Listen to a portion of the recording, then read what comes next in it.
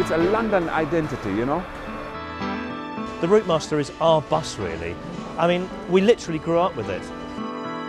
I could drive one of these all day long, even for personal use. The Routemaster has achieved iconic status because of the enormous amount of time and effort which went into its design. It was so much easier to work on. You know, you said before, when you're working on one of these new ones, you sit there and think, God, I wish it was a Routemaster. Yeah, the job had been done by now. The last one was built in 1968, the one we're sitting on, and it's still going strong. In my own terms, I call it one of the wonders of the road.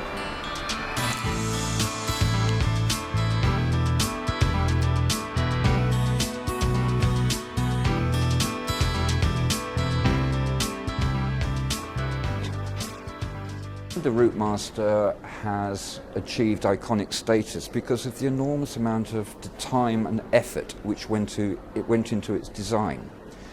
It took years from the inception of the project, which was really in the very end of the 40s, through to prototypes in 1954, right the way through to production in 1959, so it was a very long gestation period.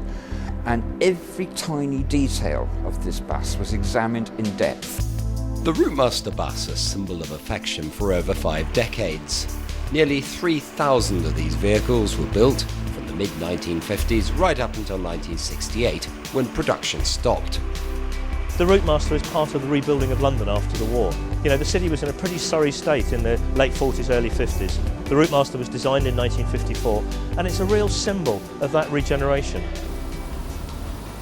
You could change a fuel pump on one of these in 30 minutes, in and out.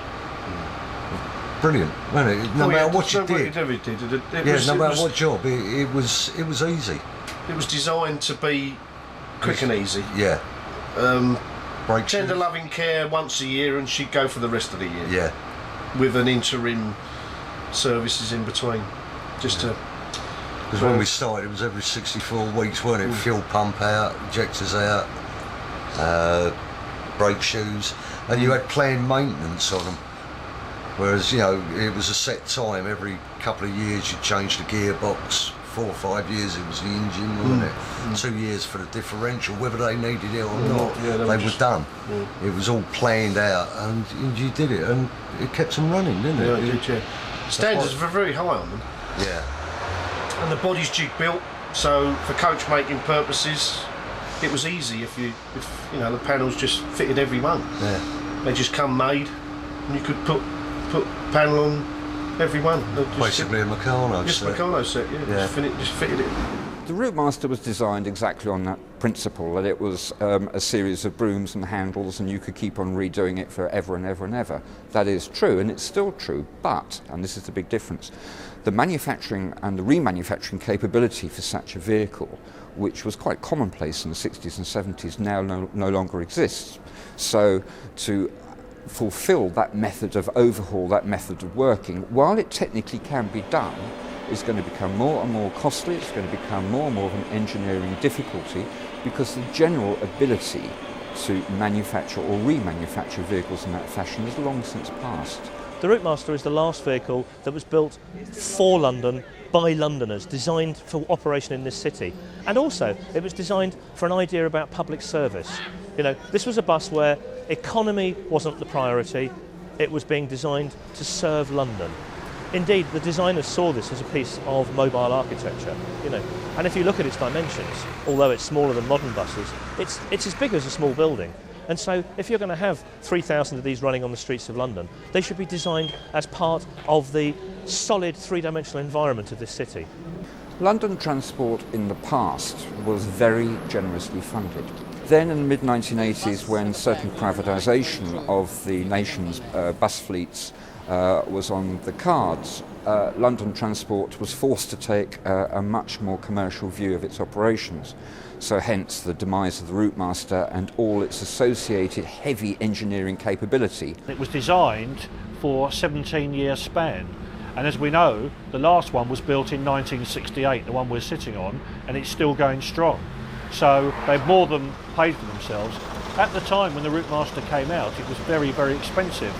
Not in today's prices, but in the prices of the 50s and 60s. But it's paid itself over and over again.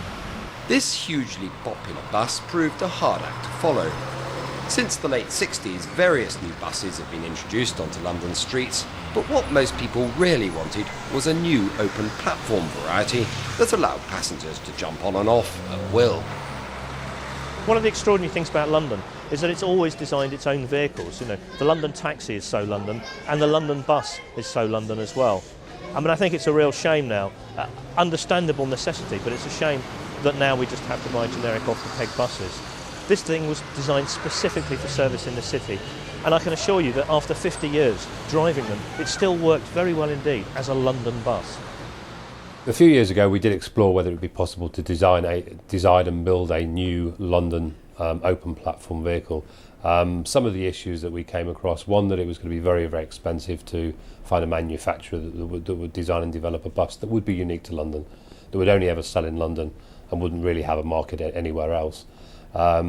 Secondly, there were concerns with actually building a new vehicle that was open platform and hence was less safe than other vehicles that you could build new. The Routemasters have been around with no platforms for nearly 50 years and they're sort of accepted, but to actually build a new open platform vehicle and have those inherent safety issues was very, very difficult to justify. In 2003, the last 20 Routemaster routes, which made up the bulk of those serving central London, started to convert to new low-floor double-decker and articulated bendy buses.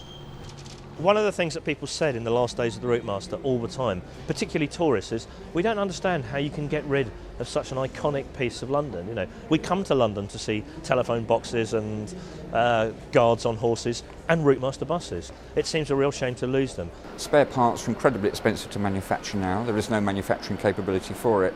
Very expensive. With the Oyster card and prepayment for all sorts of huge range of tickets in London, and there's very little reason now to have conductors on the buses.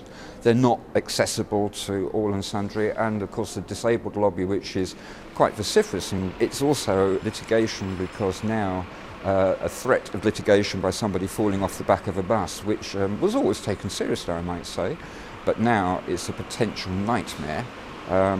All these are issues which seal the Routemaster's fate. There's been some negative reaction to the decision to withdraw the vehicles. I think the majority of Londoners who have experienced the modern low-floor buses that are available on the majority of routes can see the benefits because they've experienced them firsthand.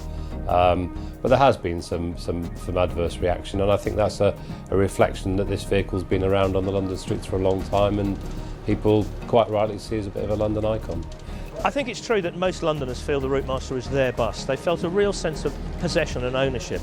They loved jumping on and off, and indeed on the last day, people would just rush along the pavement and jump on and off the bus and say, I'm doing this because it's the last time I can ever do this, you know. And of course, one understands how much safer it is to have enclosed platforms. But it was a particular London thing, just to hop on and off at lights, to see a bus and think, oh, I'm going to jump on that. And so I think people do feel a sense of loss that these things have gone. They understand why it's necessary, but nonetheless, you know, there is a sense that a very particular piece of London has finally disappeared from our streets. By late 2005, Routemasters had become scarce except on a handful of routes.